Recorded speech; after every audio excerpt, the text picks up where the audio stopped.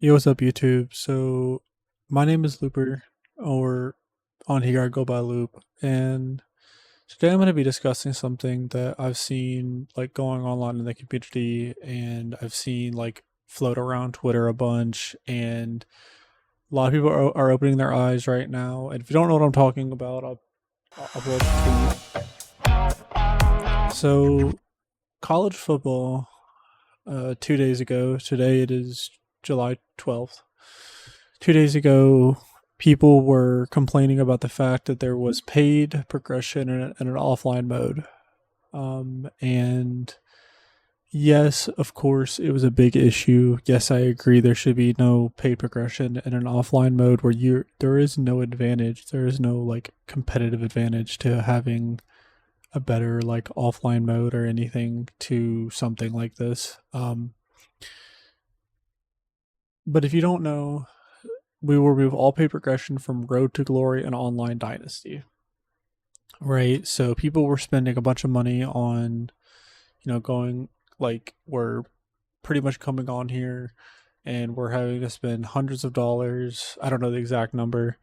I'm just ballparking on like having to pay to progress your player and to do online dynasty stuff. And college football said, okay, we hear you.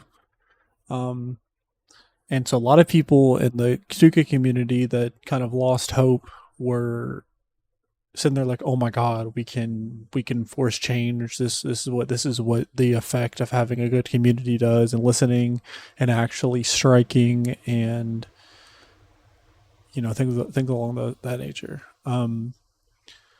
Now, what does that mean for us? Well, I hate to be that person, but I honestly don't see it happening over here. Um, you know, I wish that the community would band together and they would actually listen.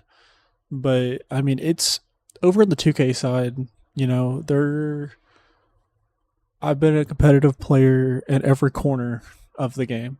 I used to play my team competitively.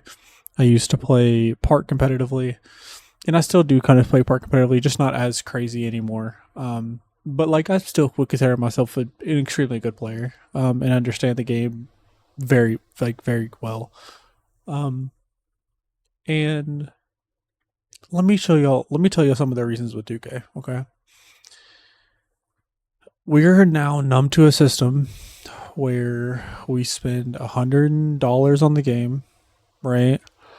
To then load up and spend $100 day one and get our player to 85 and make 9 or 10 builds a year.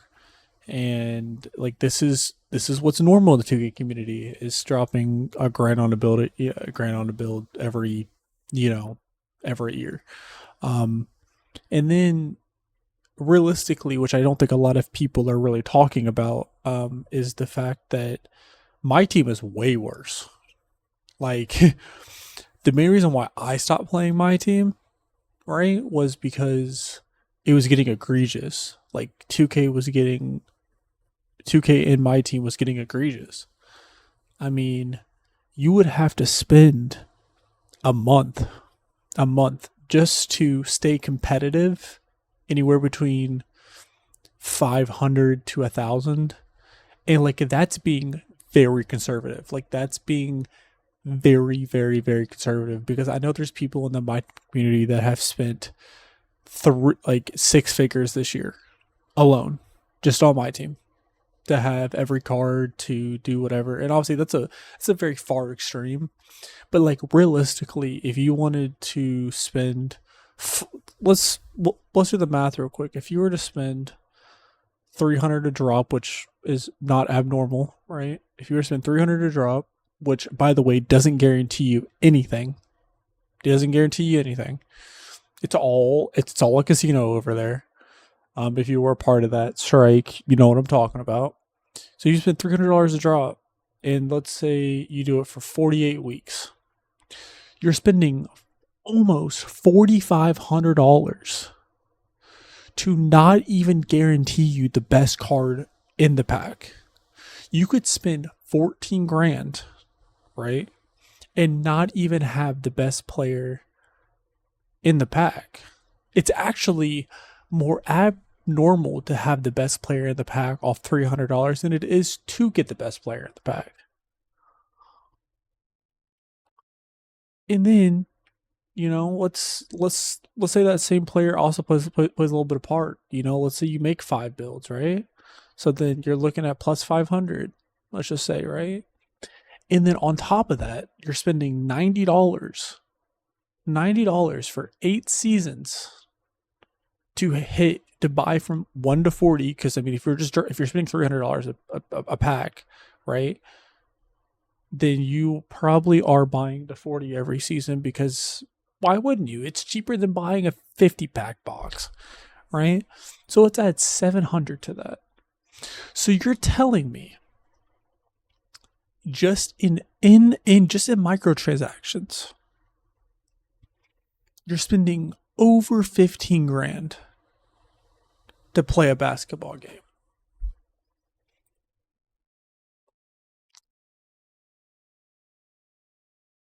It's ridiculous.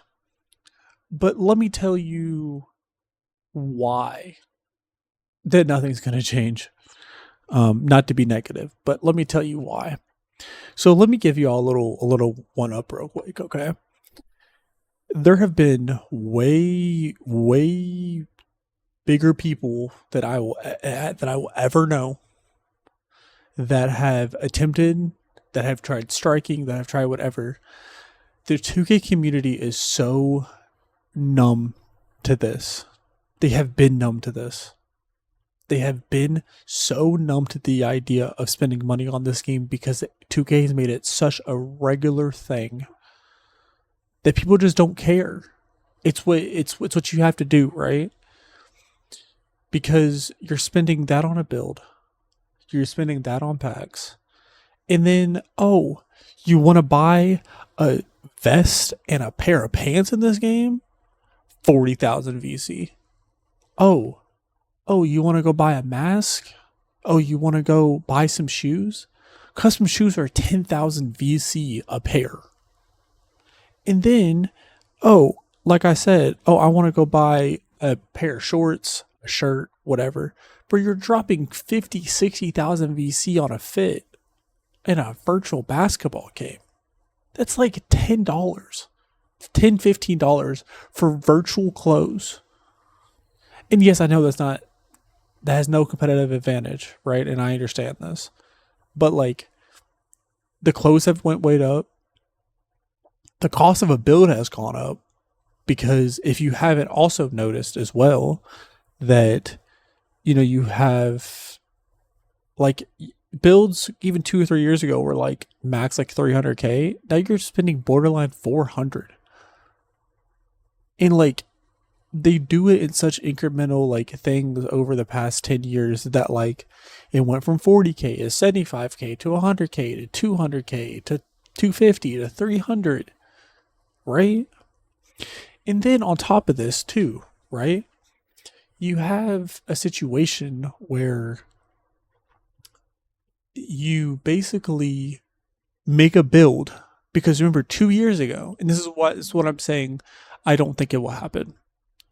Because 2 years ago, they introduced something called cap breakers. If you've played Park, you know exactly what I'm talking about. Cap breakers allow you to extend a player's ability in a certain attribute once you've made the build, right? So then you have, last year, it was in increments of 1.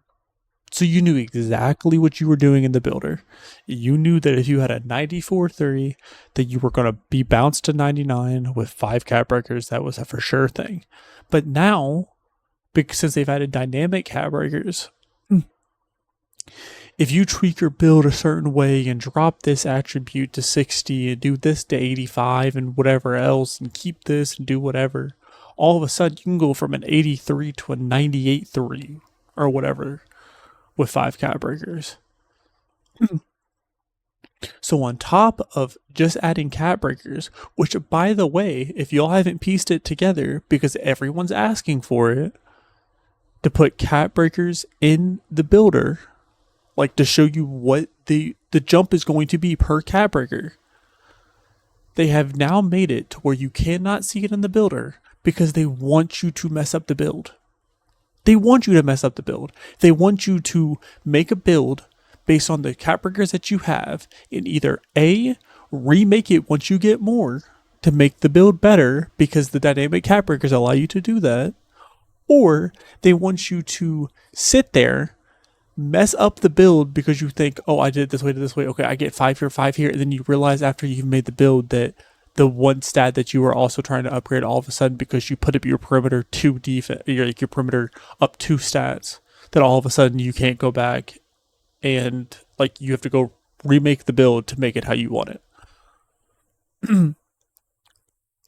So like that in general is a crazy concept because they've made it to where you can mess up a build easy and they just don't care. They just don't care. They've made us all so numb to the idea of this that no one even bats an eye at it anymore. And so this is another thing too that people are not realizing. I don't think enough people realize this, right? Take-Two owns 3 companies. They own 2K, they own Rockstar, and they own Zaga, which is like the, ironically also like the online poker gambling site, right? So, the only games that aren't competing directly with Rockstar, the only games that fall under the same umbrella is 2K and a mobile game. That is it. So you're having this situation where you're pretty much forcing everyone around Take-Two to panic, like college football is, like all these other games are, where they know that if their games are not 120% by November, that no one's going to be playing them. No one's going to be playing them. Because GTA is about to be the largest game release in the past decade. 1,000%. People, you have people buying consoles just to play this game. Like, there are PC players like myself. I mean, I play 2K2, but like I'm a PC player. I know people on PC that have went out specifically and bought and spent $900 on a console to get the PS5 Pro just to play this game. No other game has that kind of effect. So you're having all these people trying to compete, and 2K is in the in. Because if you also haven't noticed, the release of GTA comes 3 months after 2K drops, right? So you're going to get on. So people are going to get on 2K. They're going to buy the game. They're going to spend all this money buying builds, ripping packs, whatever the case may be. Those same people are going to go hop on GTA in November. The story's going to get dry. People are going to finish a story, stop worrying about expiration, whatever the case may be. Have your little 2-week fun, right? And people are going to get back on 2K until online drops in like probably, let's say February, March, because I'm telling you, they're going to drop GTA Online towards the end of this game cycle. And then you're going to have people go from online back, or from 2K back to online. So there are going to be people that literally only play under the Take-Two umbrella and are getting money from both. So like earnings on Take-Two side are going to be crazy no matter what. They don't care. They don't care because they don't really have to listen. Take-Two has the biggest chokehold on the entire gaming industry than anyone else does, because you have GTA and you have 2K, and the people that are going to stop playing 2K to play GTA are just giving the same company money. So I just, as much as I want change and as much as I want people to, like, I want the company to listen, I want them to like respond in a positive manner. that I wish that people would get together and they would do anything. It's just the company itself has no incentive, and that's just my opinion on things. Let me know below, your thoughts on this, and if you have any disagreements with me, let me know. But overall, I just think that it's just it is what it's going to be. And as much as I see this as a very positive thing, I don't see the same thing happening over here. And I hate to be like that, but I mean, what are you going to do? So, this is Loop. Thanks for watching, and I will catch y'all next time.